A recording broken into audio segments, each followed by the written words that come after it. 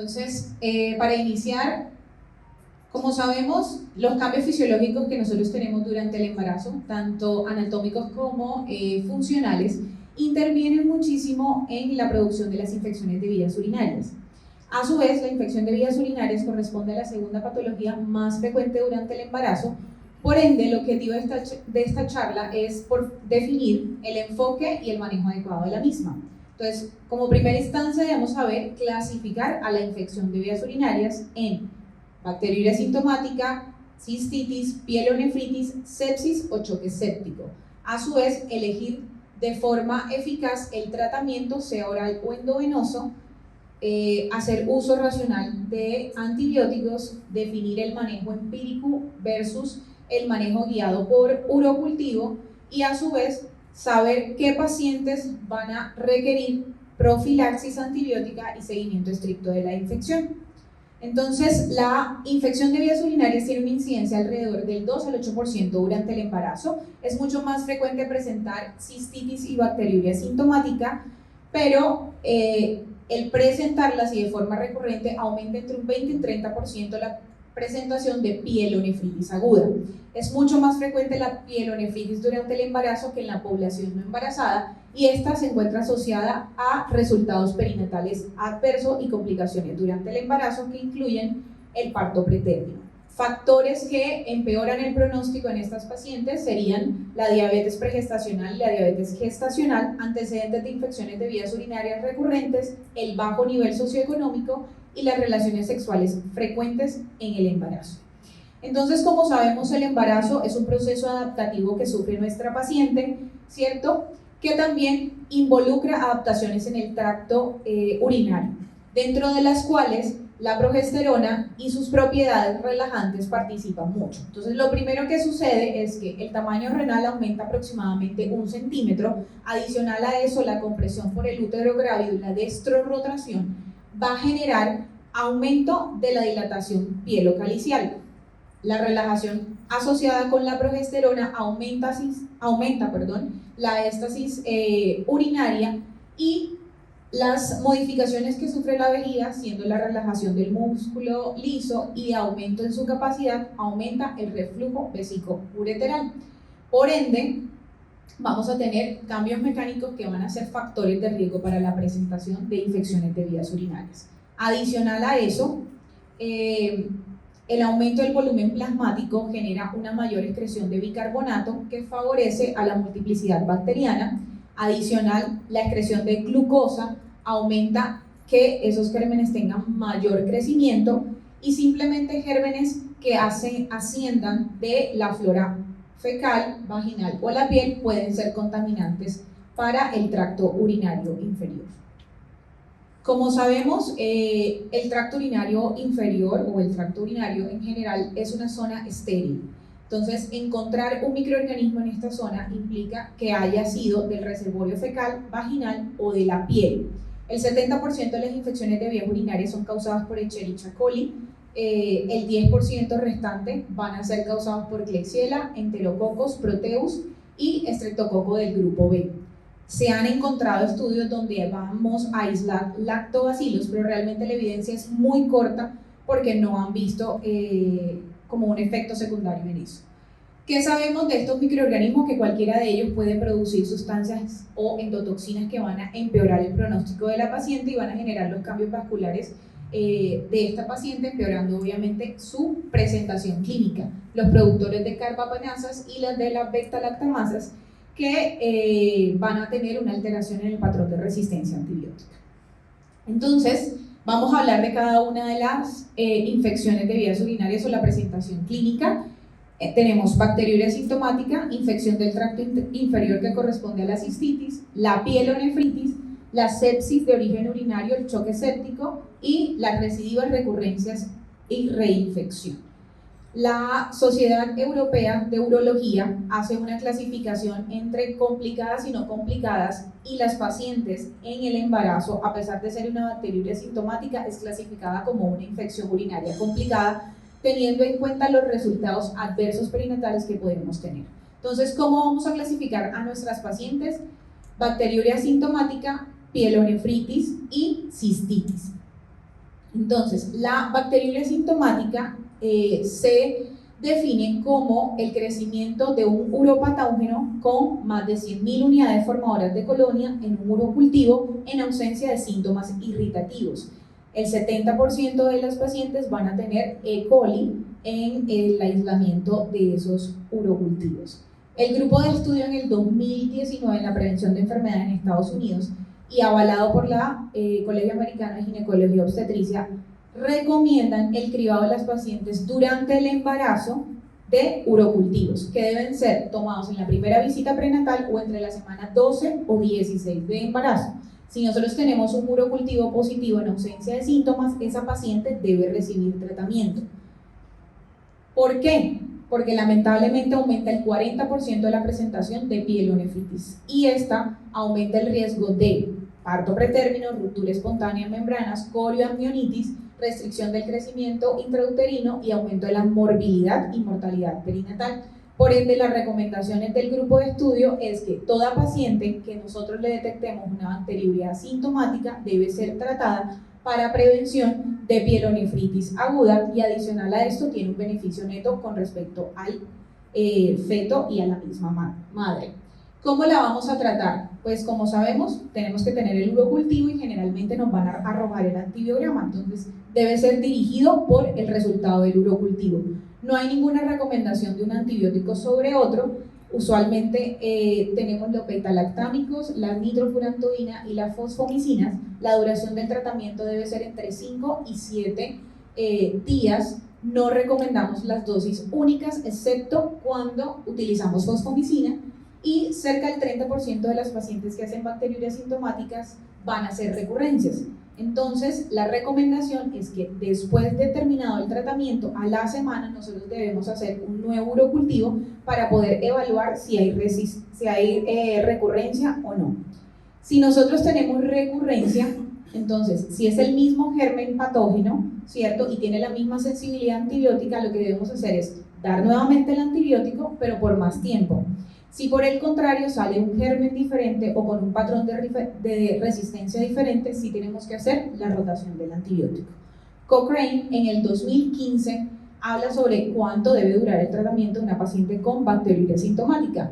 Realmente los resultados es que los regímenes cortos de 5 a 7 días son los que mejor tienen tasas de efectividad. Las monodosis, solamente la recomendación es para la fosfomicina y la recomendación es que toda paciente con bacteriuria sintomática en el embarazo debe ser tratada con un régimen estándar por 7 días de antibiótico terapia hasta que haya más datos disponibles para hacer recomendación de ciclos más cortos de 3 a 5 días. Diferencias en los regímenes de antibióticos, realmente no se encontraron diferencias significativas, entonces podemos utilizar cualquiera de ellos, teniendo en cuenta principalmente el costo-beneficio, las resistencias antibióticas en nuestra zona y los efectos secundarios de la medicación. Entonces nosotros tenemos disponibles nitrofurantoína, la ampicilina. A pesar de ello la ampicilina ha mostrado muchas resistencias, por ende ya no la utilizamos sola, podemos hacer el esquema ampicilina más gentamicina o utilizar ampicilina sulbactam. Adicional a eso, cefalosporinas de segunda y primera generación las podemos utilizar, fosfomicinas, y en los casos en que el urocultivo nos muestre resistencia a los antibióticos previos y solamente nos muestren sensibilidad a trimethoprim-sulfa, se categoriza, está en la categoría C durante el embarazo y realmente tiene más beneficio colocarlo que el mismo riesgo de alguna alteración hacia el feto. No recomendamos los aminoglucósidos, las fluoroquinolonas y las tetraciclinas porque son categoría en la gestación. Entonces, si tenemos terminado el tratamiento, debemos hacer el control de ese urocultivo, ¿cierto? Si ese urocultivo es negativo, nuestra paciente vuelve a su control prenatal normal sin tener que hacer urocultivos de seguimiento. Si por el contrario ese urocultivo es positivo, vamos a, si es el mismo germen, dar un periodo más largo de antibiótico, pero si es un germen diferente o cambio el patrón de resistencia, debe haber un cambio en el antibiótico. Más de 2 episodios de infecciones urinarias o de bacteriuria sintomática requieren profilaxis antibiótica que debe continuarse hasta el parto y adicional a eso el seguimiento con urocultivos mensuales. La cistitis, que es definida como la infección del tracto urinario inferior, tenemos una paciente que inicia síntomas irritativos urinarios, disuria, urgencia urinaria, polaquiuria. Adicional a eso, el tener un uroanálisis patológico con piuria, bacteriuria o leucocituria, y confirmarlo con un urocultivo que nos va a mostrar el aislamiento de un uropatógeno, más de 100 unidades formadoras de colonia. Tenemos que tener muy en cuenta en las pacientes que hacen polaquiuria. ¿Por qué? Porque es una paciente que, como tiene orina muy frecuente, puede hacer el crecimiento más en menor cantidad. Por ende, la recomendación es que si nosotros tenemos un umbral de crecimiento en orina vaciada mayor de 103 unidades formadoras de colonia por mililitro, haría diagnóstico también de una cistitis. Siempre debemos hacer un inicio empírico del tratamiento hasta tener el urocultivo confirmatorio y hacer, obviamente, el cambio a la rotación del antibiótico si así debemos realizarlo. El tratamiento recomendado son betalactámicos, cefalosporinas, nitropurantobina y fosfomicina. Seguimiento a la semana de haber terminado el tratamiento para definir recurrencia.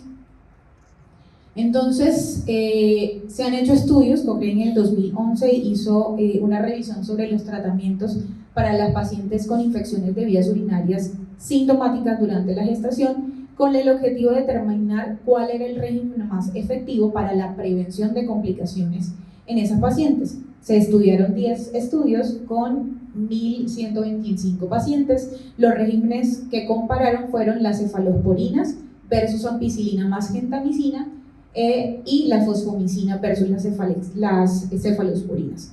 No encontraron datos suficientes para recomendar un régimen sobre otro y definitivamente todos estuvieron con resultados positivos y efectivos durante el tratamiento de las pacientes.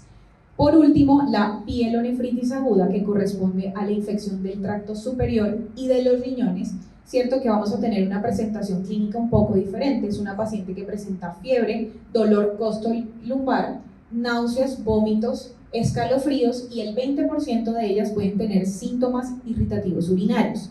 Adicional, el 20% de las pacientes que presentan pielonefritis pueden tener sepsis o choque séptico. Y tenemos siempre que hacer diagnósticos diferenciales con nefrolitiasis, infecciones internióticas, neumonía y desprendimiento prematuro de placenta. El tratamiento para las pacientes con pielonefritis deben incluir un rango de 7 a 14 días y es un tratamiento que debe ser hospitalario. Generalmente tiene una presentación más frecuente en el segundo o tercer trimestre del embarazo, y las pacientes que son menores a 20 años, la nuliparidad, el tabaquismo, la diabetes pregestacional son factores de riesgo para su presentación. Nosotros tenemos 2 esquemas, son tratamientos empíricos que nosotros tenemos que iniciar cuando tenemos la sospecha de la pielonefritis. Pacientes con pielonefritis leve a moderada, ceftriaxona es el medicamento de elección que nosotros tenemos, pero también podemos usar cefepime, aztreonam y la combinación de ampicilina más gentamicina. Si por el contrario tenemos una presentación grave de la pielonefritis, estamos hablando de sepsis o de choque séptico, el medicamento de elección es la piperacilina tazobactam y los carbapenémicos en el caso de que sospechemos gérmenes resistentes. Entonces, ¿podemos tratar la pielonefritis en casa? Es una pregunta importante. ¿Por qué? Porque la paciente que tiene más de 24 semanas, si tiene una respuesta favorable al tratamiento que nosotros hicimos, podemos enviarla a casa, pero con tratamiento endovenoso. Entonces tenemos que tener como unos requerimientos para poder hacerlos. Uno, la paciente tiene que tener ausencia de síntomas por más de 48 horas o 72 horas. Debemos ya tener el resultado del urocultivo para poder hacer el antibiótico dirigido, y esa paciente es candidata a hacer profilaxis posterior a terminado el tratamiento por 10 a 14 días. La paciente tiene que tener una atención domiciliaria y definitivamente no deben haber morbilidades asociadas porque no es candidata a enviarla a casa con tratamiento. Complicaciones de la pielonefritis: en un 25 a 30% se pueden presentar anemias hemolíticas, la septicemia se presenta en el 15% de los pacientes y el 5% de ellos pueden generar choque o sepsis. ¿Qué sabemos nosotros? Ese tipo de pacientes, ¿cierto? La sepsis corresponde a la cuarta causa de morbilidad materna extrema en Colombia, por ende es la indicación de hacer tratamiento en estas pacientes por el riesgo de pasar a ese escenario, y saber que las pacientes que tienen infecciones urinarias en el embarazo, independientemente que sea bacteriuria, cistitis o pielonefritis, aumenta el riesgo de presentación de resultados perinatales adversos como restricción, bajo peso al nacer, parto pretérmino y el ingreso a UCI o unidad de cuidado intensivo. No es una indicación para indicar parto, pero si la paciente está en el contexto de nacimiento, sí tenemos que tener por lo menos un tiempo de paciente afebril y ver en qué momento es seguro que ese bebé nazca. ¿Qué pasa de esos bebés que han sido expuestos a infecciones urinarias recurrentes durante el embarazo? ¿Tienen algún efecto a largo plazo? Entonces, han hecho varios estudios sobre esto y esta en particular, 2019 en Israel, estudiaron 249 partos, de los cuales 8.034 fueron diagnosticados en algún momento del embarazo con una infección de vías urinarias. ¿Qué valoraron ellos? Resultados primarios, que fueron la edad gestacional al nacimiento, pequeño para la edad gestacional, el parto pretérmino y la cesárea. Dentro del grupo de expuestos fue el porcentaje mucho mayor que en los no expuestos. Por ende, hicieron también una revisión de resultados secundarios, que fueron las morbilidades infecciosas en el neonato y los pacientes pediátricos. En el grupo de expuestos, ellos encontraron más índices de infecciones respiratorias, más infecciones durante el periodo neonatal y adicional más infecciones otorrinas. Adicional, en el grupo de expuestos, en las hospitalizaciones totales tuvieron un porcentaje mucho mayor que tuvo una validez científica. Entonces, por ende, la infección urinaria materna en el embarazo puede influir en la susceptibilidad de la descendencia a infecciones pediátricas y se considera como un factor de riesgo independiente para la morbilidad a largo plazo. ¿Qué pasa si la paciente tiene criterio de sepsis? Por eso siempre que tenemos una paciente con pielonefritis que nos llegue a nosotros con fiebre, dolor costolumbral y los síntomas constitucionales, debemos hacer Q-SOFA. Si esa paciente tiene un valor alterado del Q-SOFA, debemos hacer SOFA completo para ser predictor de la mortalidad en esa paciente. Obviamente va a tener un manejo especial, porque es una paciente que debe tener monitorización, ingreso a UCI intermedio, listo, el inicio de tratamiento empírico en menos de una hora de nosotros captar a nuestra paciente en el servicio de urgencia. Si tenemos trastornos de la oxigenación, el inicio de oxígeno complementario para tener una saturación de oxígeno por encima de 95, el control del gasto urinario, tener 2 vías periféricas e iniciar la reanimación con líquidos endovenosos. Adicional a eso, debemos hacer estudios complementarios para poder evaluar función renal, hepática, tomar los urocultivos y tomar hemocultivos para identificar septicemia. Debemos iniciar profilácticamente o de forma empírica la antibiótico terapia de amplio espectro, que como les había comentado, piperacilina tazobactam es el medicamento de elección. ¿Qué pasa con esas pacientes que hacen sepsis con signos de hipoperfusión, gases arteriales que nos muestran un lactato por encima de 2, hipotensión que no revierte con la administración de líquidos? Van a necesitar el inicio de vasopresores, por ejemplo es una paciente que debe ser manejada en unidad de cuidado intensivo, con catéter central para poder hacer medición de la presión venosa central, iniciar el antibiótico de amplio espectro de forma empírica durante la primera hora o en la primera hora del diagnóstico. Usamos piperacilina tazobactam, que debemos iniciarla de forma precoz. Cada 12 horas debemos hacer monitorización de los paraclínicos de la paciente y de 3 a 6 horas iniciada la reanimación de esa paciente debemos tener controles del lactato para poder evaluar las metas de esa paciente.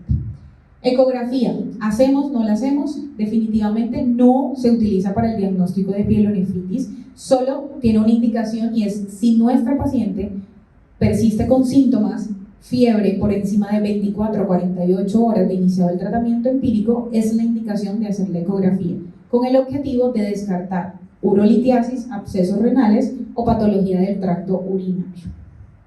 Y prevención.